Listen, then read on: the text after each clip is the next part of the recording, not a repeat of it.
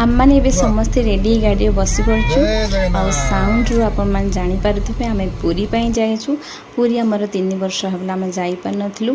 तापर आम जाकि पुरी बहुत इच्छा थिला बहुत शीघ्र जाई ठाकुर दर्शन करूँ।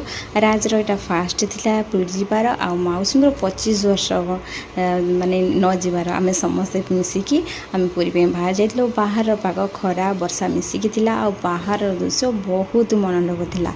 तापर आम जाई पहुँच जाइलु पिपिली रही प्लेस रे जो प्लेस रे कि फोटो वीडियो पे पूरा पूरी परफेक्ट थिला।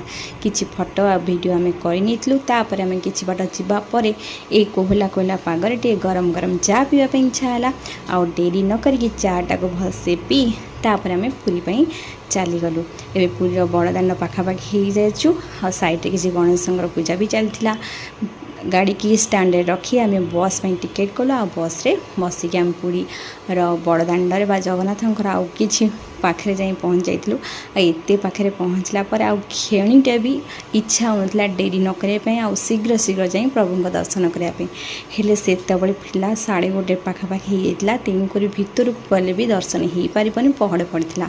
कि पूर्वर कहीने आम सब मोबाइल हिका जहाँ सब मंदिर को न जावाई अच्छी आम सब रखी नवा। तापर आम जावा आम मुंडे चिता चैतन्य कलु लाइन करके भगवान पाखे जा पहुँच जाइलु आ बहुत बढ़िया से दर्शन कलु। एत वर्ष पर देखला मन हो ना फेरिक आसापी। रहुची जय जगन्नाथ।